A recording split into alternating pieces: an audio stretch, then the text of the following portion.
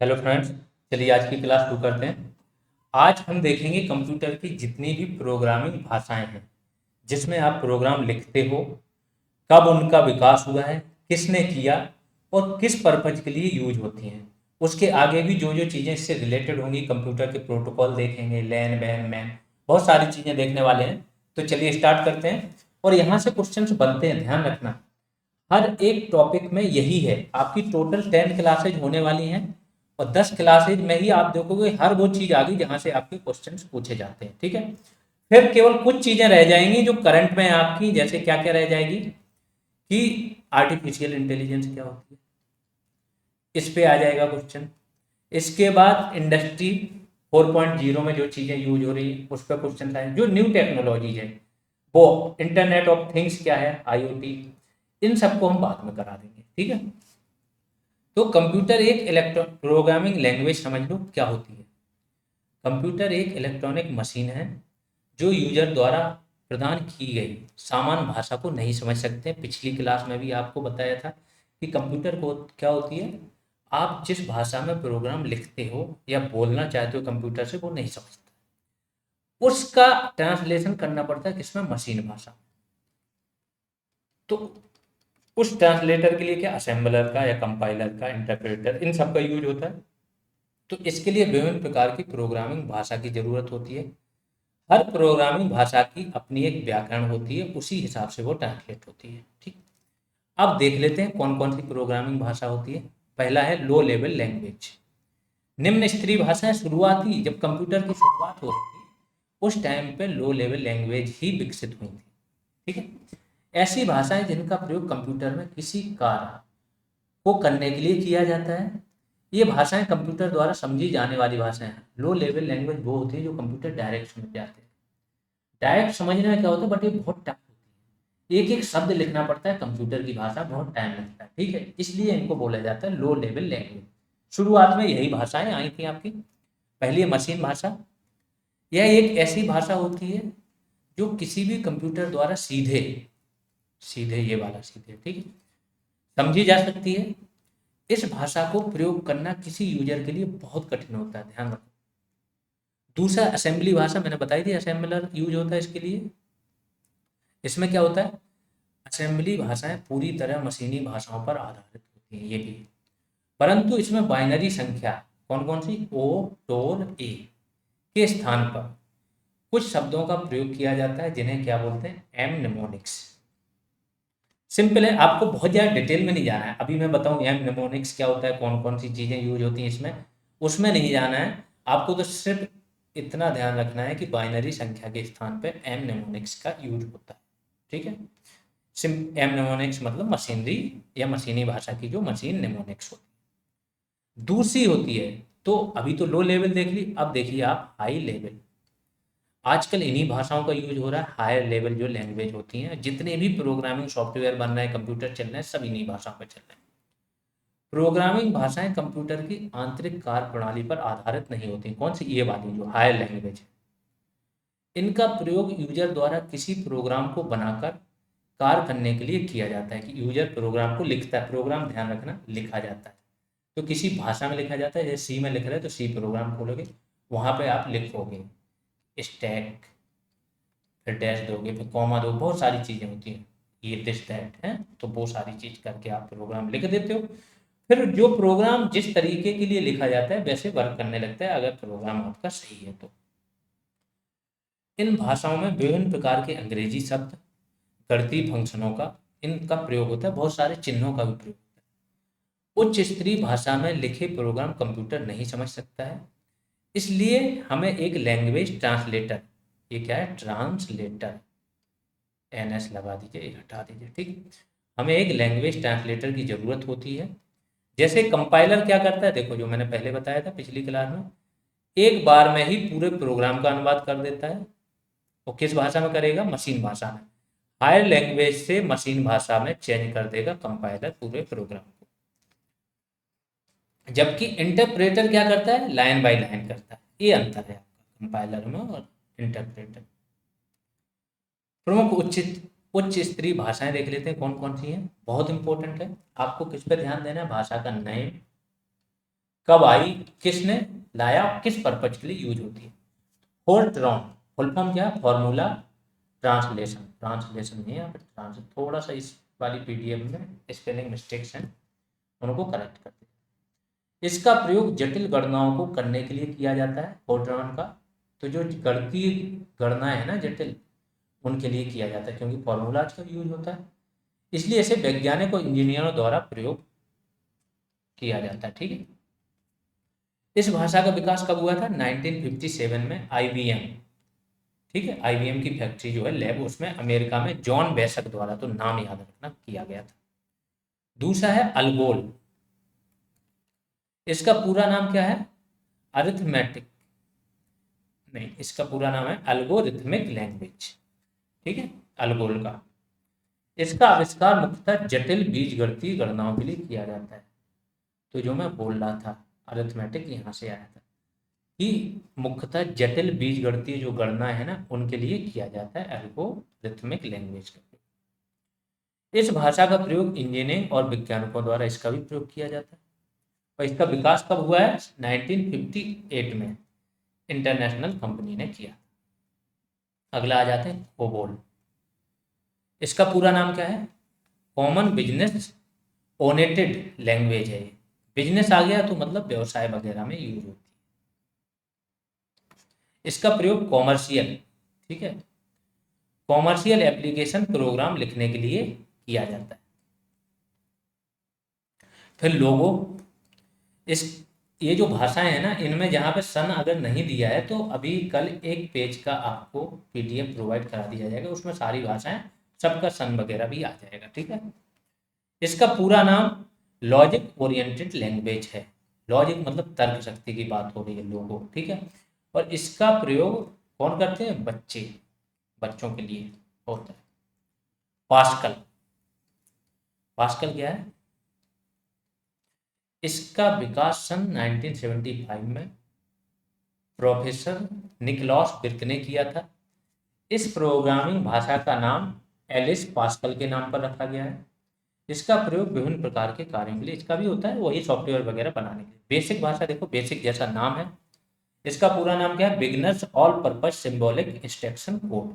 तो बिगिनर्स के लिए है, किसी भी पर्पज के लिए आप इसमें प्रोग्रामिंग कोड लिख सकते हो। इसका प्रयोग हर प्रकार के कंप्यूटर के लिए होता है। इसका विकास सन 1964 में डॉट मॉडल कॉलेज अमेरिका के पामस फूड्स और डॉक्टर जॉन केमेनी, इन दोनों ने मिलकर किया था।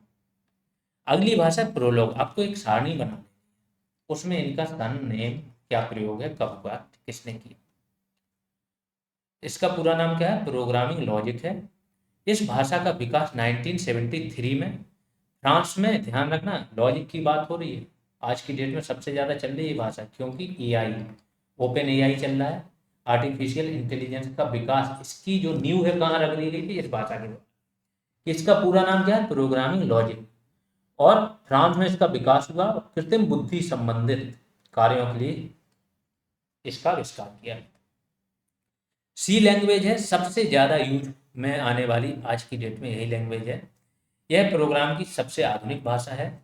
इसका विकास AT&T लैब जो है आपकी, उसमें डेनिस टिची ने सन 1972 में किया था। तो नाम याद रखो, डेनिस टिची, सन 1972।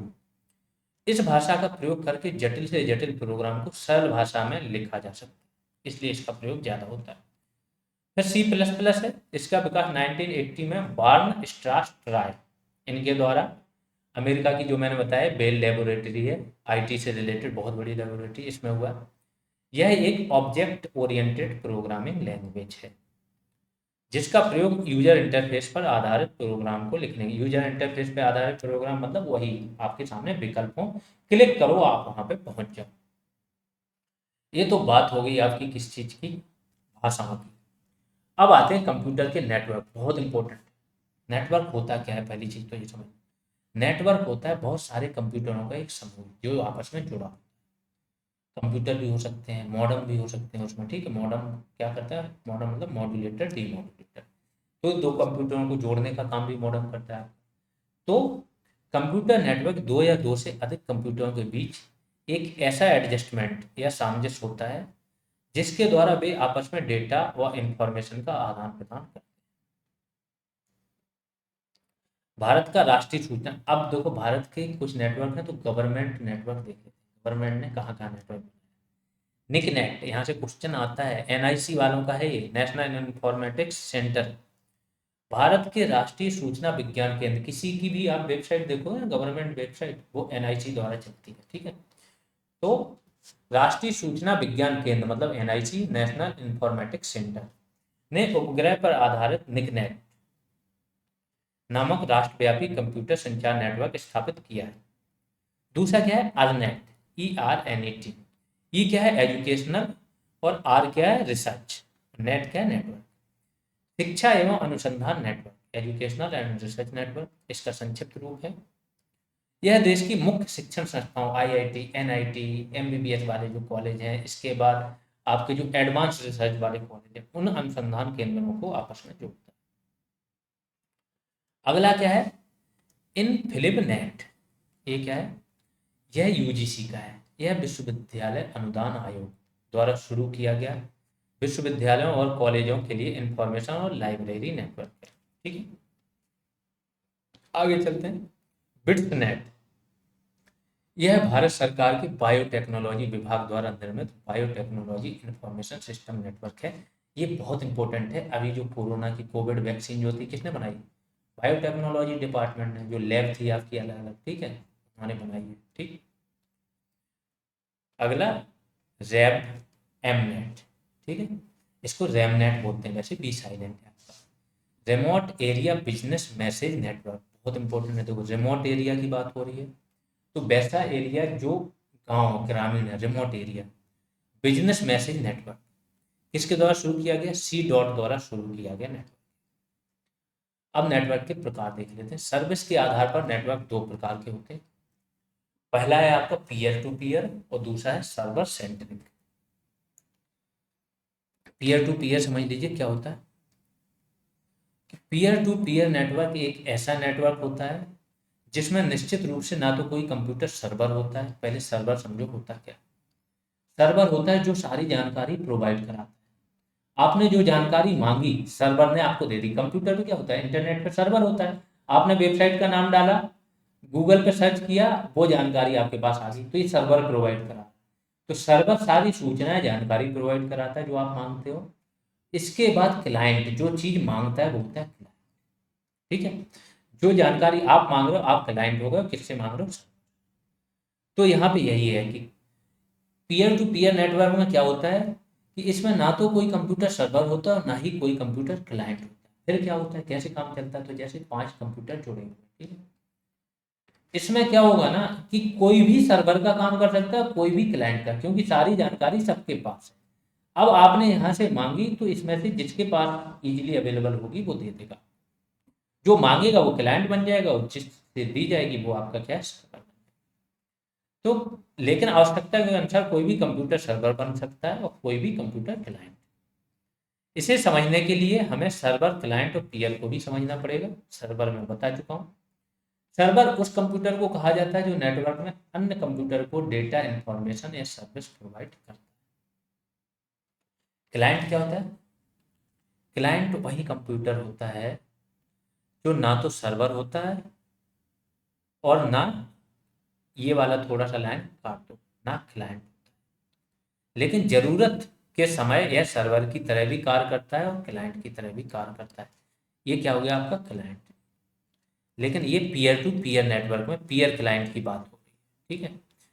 नॉर्मल क्लाइंट क्या होता है, जो जानकारी मांगता है, ठीक है, तो जरूरत के समय जो जानकारी मांगता है जिसको चाहिए होती है वो होता है क्लाइंट। लेकिन पीयर टू पीयर वाले नेटवर्क में क्लाइंट आपका क्या होता है, ना ये सर्वर होता है ना क्लाइंट होता है, जरूरत के समय पे सर्वर भी बन जाता है और क्लाइंट भी। नेटवर्क सर्विस के प्रकार देख लेते हैं कि कितने प्रकार की नेटवर्क सर्विसेज होती हैं। यहाँ से क्वेश्चंस बनते हैं, ध्यान रखो, कंप्यूटर जिन्होंने पढ़ा होगा उनके लिए तो आसान होगा, जिन्होंने अब तक नहीं पढ़ा एक एक शब्द को सुने, समझें, नोट करें और रिवाइज करें। नेटवर्क में कंप्यूटर के विभिन्न रिसोर्सेज जैसे hard disk, CD drive, printer आदि को शेयर करने के लिए नेटवर्क सर्विस की जिम्मेदार होती है। नेटवर्क में प्रयोग होने वाली प्रमुख सर्विसेज देख लेते हैं कौन सी है। पहली फाइल सर्विस, दूसरी प्रिंट सर्विस, तीसरी मैसेज सर्विस, चौथा database service application. File service सबको पता है, फाइल को आप मैनेज करते हो, रीनेम करते हो, रीडू करते हो, हर चीज़ कर सकते हो, सेव कर दो। प्रिंट में आप प्रिंट करते हो, मैसेज में मैसेज करते हो, डेटाबेस में पूरा डेटा मैनेज करते हो। तो नेटवर्क सर्विस देख लेते हैं। नेटवर्क के कंप्यूटर सर्विस लेते भी हैं और सर्विस देते भी हैं, ये तो पता है। जो सर्विस देते हैं वो सर्वर कहलाते हैं और जो लेते हैं वो क्लाइंट। इस आधार पर नेटवर्क में उपस्थित कंप्यूटर को दो भागों में बांटा जाता है, सर्विस प्रोवाइडर और सर्विस रिक्वेस्टर बोलते हैं इसको, जो रिक्वेस्ट करता है। ठीक है, सर्विस प्रोवाइडर क्या है? वे कंप्यूटर होते हैं जो नेटवर्क में उपस्थित कंप्यूटर को अपनी विभिन्न सर्विसेज प्रदान करते हैं। इसे हम क्या सर्वर भी कहते हैं। ये चीज अब सर्वर की बात इतने बार हो चुकी कि अब तक आपको समझ में आ गया होगा सर्वर किसे कहते हैं। सर्विस रिक्वेस्टर किसे बोलते हैं? सर्विस रिक्वेस्टर वो कंप्यूटर होते हैं जो नेटवर्क में उपस्थित किसी और कंप्यूटर से विभिन्न प्रकार की सर्विसेज देते हैं। ठीक है, जो नेटवर्क में उपस्थित किसी अदर कंप्यूटर से सर्विस ले लेते हैं, इसे हम क्लाइंट भी कहते हैं प्लस रिक्वेस्टर भी कहते हैं। जो सर्विस देता है उसे हम क्या सर्वर भी कहते हैं या सर्विस प्रोवाइडर भी कहते हैं। प्रोटोकॉल देख लेते हैं। कंप्यूटर के प्रोटोकॉलों से क्वेश्चंस आते हैं, ध्यान रखना। तो पहला है ऐसे नियमों का प्रोटोकॉल क्या होता है। जैसे मोदी जी जाते हैं तो वहां पर प्रोटोकॉल की बात होती है, प्रोटोकॉल तोड़ के गए मिलने। तो कुछ नियम होते हैं, उन नियमों का समूह कि आप जाओगे यहाँ खड़े होना है, फिर ये आएंगे आप हाथ मिलाओगे। हर एक चीज प्रोटोकॉल के तहत होती है। इतने लोग सुरक्षा में रहेंगे, ये व्यक्ति आपसे मिल सकते हैं, ये नहीं मिल सकते हैं। हर एक चीज प्रोटोकॉल होती है। सेम यहाँ पे ऐसे नियमों का समूह होता है जिसके द्वारा यह निर्धारित होता है कि किस प्रकार एक डिवाइस या कंप्यूटर का डेटा व इंफॉर्मेशन दूसरे डिवाइस या कंप्यूटर में ट्रांसमिट। सिंपल सी बात है, दो चीज़ों की बात हो रही है। एक सर्वर की, यहाँ से जानकारी इंफॉर्मेशन डेटा जा रहा है, दूसरा है क्लाइंट। अब केवल दो ही चीज़ें तो नहीं होगी, ऐसे हजारों सर्वर जुड़े होंगे और हजारों क्लाइंट होंगे। तो एक डिवाइस से दूसरे डिवाइस में क्या हो रहा है, डेटा इंफॉर्मेशन इनका ट्रांसफर हो रहा है। तो ये किस तरह होगा, उन नियमों का एक समूह होता है। ठीक है, जिसे बोलते हैं प्रोटोकॉल। तो एक होता है, पहला प्रोटोकॉल क्या है, FTP, फाइल ट्रांसफर प्रोटोकॉल। तो किसी फाइल को एक जगह से दूसरी जगह ट्रांसफर करने वाला प्रोटोकॉल है फाइल ट्रांसफर प्रोटोकॉल।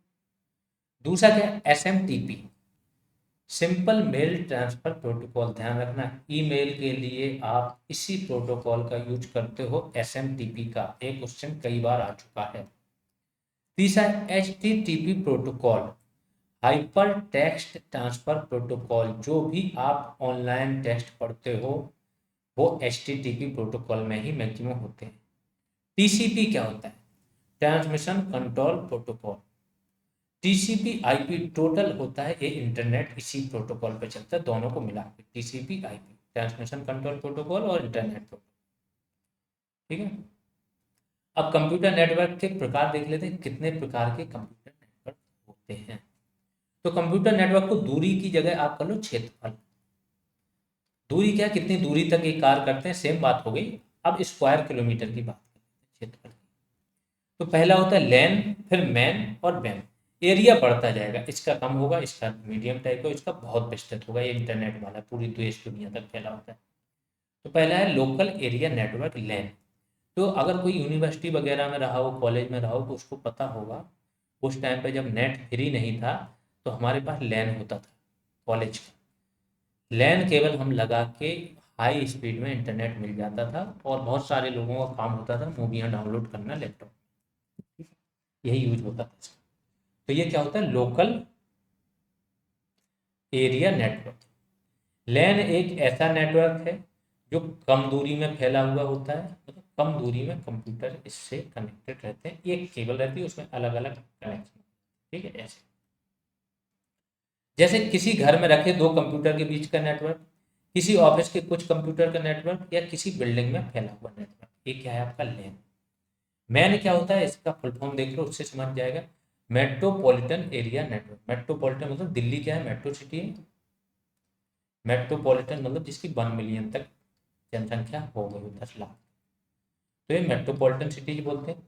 इतनी जनसंख्या के बीच में कोई नेटवर्क फैला हो, एक शहर में या दो शहरों के बीच का, तो मैन एक ऐसा नेटवर्क है जो दो या दो से अधिक शहरों के बीच फैला हो।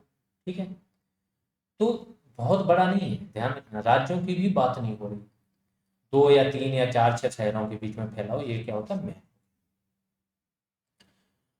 अगला है वाइड एरिया नेटवर्क, वैन। ठीक है, तो वैन में क्या है, वाइड एरिया नेटवर्क में, वैन नेटवर्क ऐसा नेटवर्क होता है जिसकी कोई सीमा निश्चित नहीं होती, बहुत दूरी तक क्षेत्रफल तक एक विस्तृत होता है। यह दो या दो से अधिक देशों के बीच भी फैला हुआ हो सकता है कई देशों के बीच फैला हो। इसका सबसे बड़ा उदाहरण इंटरनेट है। अब इंटरनेट कहाँ कहाँ गया है, कोई देश बचा है क्या, तो पूरी दुनिया में फैला है ये वाइड एरिया नेटवर्क। इस प्रकार के नेटवर्क का प्रयोग बड़ी कंपनी के द्वारा किया जाता है। अब आपको पता होगा जब फेसबुक वगैरह ये क्या है, वाइड एरिया नेटवर्क का ही प्रयोग करते हैं पूरी दुनिया में इनके संचार के साथ। अब संचार की विधियां देख लेते हैं कि किस किस विधि से आप कम्युनिकेट करते हैं। पहली है सिंपलेक्स विधि। इसमें क्या होता है, इसमें डेटा और सूचनाओं को केवल एक ही दिशा में यहाँ से यहाँ भेज सकते हो, वहां से वापस आपके पास नहीं। जैसे रेडियो सुनते हो तो रेडियो में क्या होता है, सूचनाओं को जो आरजे होता है, रेडियो जॉकी, वो क्या करता है, आप तक भेज देता है, आप तो नहीं भेज पाते उस तक अपनी बात, तो ये वो है। ठीक है, एक ही दिशा अर्थात प्रेषक से प्राप्तकर्ता की ओर संचालित किया जाता है। इस पर इसमें सूचना और डेटा का प्राप्त होना सुनिश्चित नहीं होता। ठीक है, यह सुनिश्चित नहीं होता है कि आपको सूचना और डेटा दूसरे वाले के पास तो जा रही है, लेकिन उस आदमी को प्राप्त हुई कि नहीं हुई वो फीडबैक नहीं दे पाता है, जैसे रेडियो या टीवी का प्रसार। दूसरा क्या, अर्ध डुप्लेक्स, इसके नाम से ही अर्ध डुप्लेक्स, दैट मीन्स इधर से इधर भी जाएगी, इधर से इधर जाएगी, लेकिन एक बार में एक ही काम होगा, या तो आप जा रही होगी या आ रही होगी, दोनों एक साथ नहीं होगी। तो इसमें सूचनाओं को दोनों दिशाओं में संचारित किया जा सकता है, अर्थात प्रेषक से प्राप्तकर्ता की ओर और प्राप्तकर्ता से प्रेषक की ओर, लेकिन इससे एक बार में एक ही दिशा में सूचनाएं संचारित की जाती हैं। जैसे आप टेलीफोन पे बात करते हो तो पहले आप अपनी बात बोल लेते हो, फिर वो, जैसे मैं बोल के आपको बता रहा हूँ तो मेरा क्या है, सिंपलेक्स विधि है, सिर्फ आप तक चीजें जाए। और अर्ध डुप्लेक्स विधि क्या है, जब हम ग्रुप कॉल करते हैं। आगे आते हैं पूर्ण डुप्लेक्स विधि। पूर्ण डुप्लेक्स मेथड में क्या होता है, इसमें दोनों तरफ से सेम टाइम पे यहाँ से यहाँ भी ट्रांसफर हो रही होती है फाइलें, यहाँ से यहाँ भी। इसमें सूचना तथा डेटा को एक साथ दोनों दिशाओं में संप्रेषित किया जा सकता है और प्राप्त किया जा सकता है। इसमें सूचना तत्काल प्राप्त होती है कि हाँ।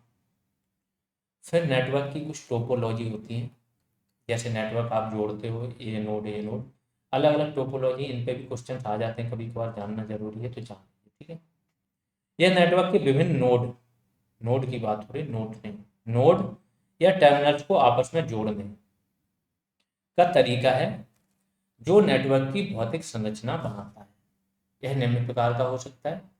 सबसे पहले स्टार टोपोलॉजी, अभी सबके मैं आपको चित्र दिखा दूंगा तो समझ जाएगा। इसमें स्टार की एक आकृति बनती है, ठीक, ऐसे हो जाएगा और बाकी नेटवर्क यहाँ पे जुड़ जाएंगे। ठीक है, तो ये मेन नोड हो गया और यहाँ इससे जुड़े हुए अन्य नोड, बस ये है स्टार टोपोलॉजी। मेन नोड में क्या, एक मेन कंप्यूटर जिससे बाकी कंप्यूटर जुड़े हैं, अगर ये खराब हो गया तो सबका संचार खत्म, ये खराब हुआ तो केवल ये वाला लाइन का संचार खत्म। इस नेटवर्क में एक केंद्रीय नोड होता है जो बीच वाला मैंने बताया, जो इंटेलिजेंस से युक्त होता है, बाकी नोड्स इससे जुड़े हुए होते हैं। इस केंद्रीय नोड को क्या कहा जाता है, हब। ध्यान रखना, जो चीज मैं अंडरलाइन कर रहा हूँ वो हब कहा जाता है। कोई एक केबल में कोई समस्या आने पर नोड विफल होता है, एक नोड है और केंद्रीय नोड क्या है, हब। तो अगर एक केबल में प्रॉब्लम आई तो आपका केवल एक नोड विफल हुआ, लेकिन हब में प्रॉब्लम आ गई तो क्या है, सारा नेटवर्क विफल हो जाता है। ठीक, ये सबके पहले देख लीजिए चित्र, ये हाइब्रिड टोपोलॉजी है, ये बस टोपोलॉजी है, स्टार टोपोलॉजी ये है, रिंग टोपोलॉजी चारों तरफ से जुड़ा होता है, रिंग बनाती है, मैश टोपोलॉजी और ट्री टोपोलॉजी। अब टोपोलॉजी शब्द उन लोगों के लिए बहुत नया होगा जो लोग कंप्यूटर वगैरह से ज़्यादा जिसका वास्ता नहीं रहा है। ठीक है, ये एक प्रकार का जो कंप्यूटर नेटवर्क, मैंने कहा नेटवर्क क्या होता है कंप्यूटर का, फिर से ध्यान रखो। एक कंप्यूटर है, जब हम किसी ऑप्शन, जब बैंक है तो बैंक में सारे कंप्यूटर एक दूसरे से, एक ब्रांच में आप जाते हो ना, कनेक्ट होते हैं। यहाँ पे अगर आपने कोई खाते में पैसा डाला तो दूसरा व्यक्ति भी अपने कंप्यूटर को ओपन करेगा, उसके खाते में भी दिखेगा, और ये इंटरनेट से कनेक्टेड नहीं रहते हैं, ध्यान रखना। ये इनका अपना सर्वर होता है, अगर इंटरनेट से कनेक्ट हो तो हैक हो जाए, और हैक होके क्या हो जाएगा, पैसे इधर से उधर हो जाएंगे। तो इनका अपना सर्वर होता है, वो सर्वर इसी नेटवर्क से बनता है। तो इनका एक मेन कंप्यूटर होता है, फिर उससे बहुत सारे कंप्यूटर जोड़ दिए जाते हैं। एक कंप्यूटर में इतनी सारी केबलें वो होती हैं कि पूरा डेटा का ट्रांसफर यहाँ से होता है। और जो मेन इनका होता है हेड क्वार्टर में, वहाँ पर बहुत बड़ा कंप्यूटर होता है, मतलब मेन फ्रेम जिसको कंप्यूटर बोलते हैं, उससे सर्वर बनता है। दूसरा है बस टोपोलॉजी। क्या होती है बस टोपोलॉजी का, अभी मैंने दिखाया, ये होती है एक केबल होती है, उसी में अलग अलग नोड जोड़ देते हैं, ठीक है। तो लैन में इसको प्रयुक्त करते हैं लोकल एरिया नेटवर्क में। इस नेटवर्क के सभी नोड एक ही केबल से जुड़े होते हैं। दूसरा है रिंग टोपोलॉजी। इसमें इस नेटवर्क में सभी नोड्स की बात हो, इंटेलिजेंस होता है। रिंग टोपोलॉजी में सबके पास जानकारी होती है। इसका स्वरूप रिंग गोले के समान होने के कारण इसे रिंग नेटवर्क का नाम दिया जाता है। तो इसमें कोई भी हब नहीं होता, सबके पास समान जानकारी होती है। ट्री टोपोलॉजी में, या इसको मैश नेटवर्क भी बोलते हैं, यह नेटवर्क उच्च ट्रैफिक की स्थिति में मार्ग को ध्यान में रखकर उपयोग किया जाता है। जहां पे जैसे मुड़ना है वहां मुड़ता चला जाता है, एक ट्री की तरह बनाते चले, ठीक है। अब अगला देखते हैं OSI मॉडल क्या होता है। इसे ISO international organisation for standard जो होता है ना, सेट करता है। तो स्टैंडर्डाइजेशन ने अलग अलग हार्डवेयर और सॉफ्टवेयर वाले सिस्टमों के, ये हटा दी, सिस्टमों को आपस में संबद्ध करने के लिए बनाया है, ठीक है। ISO मॉडल, ये अभी ये वाली लेयर वाला आपका सिस्टम आपके लिए जानकारी के लिए जरूरी नहीं है, ये आता भी नहीं है, तो इसको हम छोड़ देते हैं, आगे बढ़ते हैं, ठीक है। कि नीचे कौन सी लेयर होती है, ये थोड़ा सा एडवांस लेवल की जानकारी है।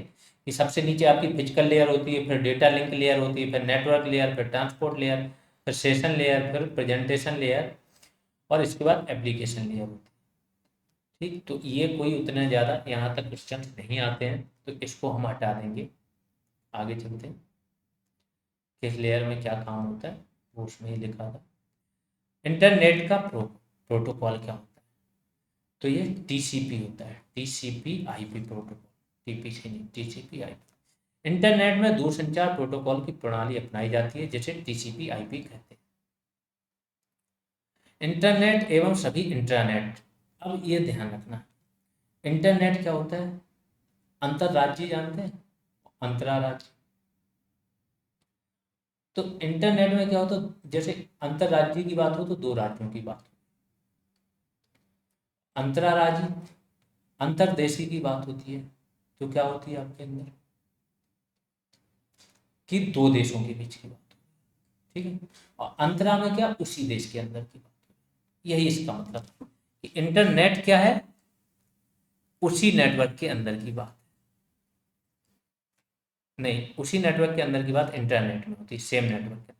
और दो या दो से अधिक नेटवर्क के अंदर की बात क्या होगी आपकी, इंटरनेट, ठीक है। तो इंटरनेट एवं सभी इंटरनेट एवं एक्सट्रानेट द्वारा किया जाता है इसका प्रयोग, ठीक है, TCP/IP का। अनेक कंपनियां एवं संगठन अपने क्लाइंट, अब क्लाइंट समझ में आ गया होगा, जो सर्विस को रिक्वेस्ट करता है, जिसको सर्विस चाहिए होती है। और सर्वर क्या होता है, सर्विस प्रोवाइडर होता है या जानकारी प्रोवाइडर। सर्वर नेटवर्क को TCP/IP में परिवर्तित कर रहे हैं।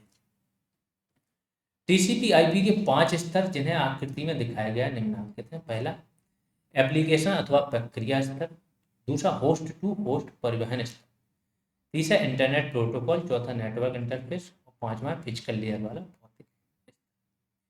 ये भी ज़्यादा जानकारी इसके बारे में नहीं पूछी जाती, ये थोड़े से बोलो एडवांस लेवल का, क्योंकि हमारी कोशिश ये है कि कुछ भी ना छूटे, कुछ भी छूटे ना अगर, तो कुछ चीज़ें आपकी एडवांस भी आ जाएंगी, जहाँ आएंगी वो हम हटा देंगे, ठीक है। तो एप्लीकेशन और प्रक्रिया स्तर है। फिर होस्ट टू होस्ट क्या होता है, दो व्यक्ति हैं जो होस्ट ही कहलाते हैं। फिर इंटरनेट प्रोटोकॉल, नेटवर्क इंटरफेस और भौतिक, ये सारी लेयर्स हैं, ऐसे वर्क करती हैं चीज़ें। TCP/IP पूरा मॉडल बता दी। यहाँ पे आज की क्लास आपकी समाप्त होती है। नेक्स्ट क्लास में हम आगे की जानकारी देखेंगे कि क्या है। ये जानकारी है आप लोगों के लिए कि 3 बैचेज चल रहे हैं, जिसको BPO न्यू वैकेंसी की तैयारी करनी है, RO या EPWSC जूनियर असिस्टेंट। ये फीस है। अगर आपको तीनों बैचेज का कंबाइंड कोर्स चाहिए, जिसमें सारे वीडियो क्लास या PDF मिल जाएंगे, इसकी फीस 499 है।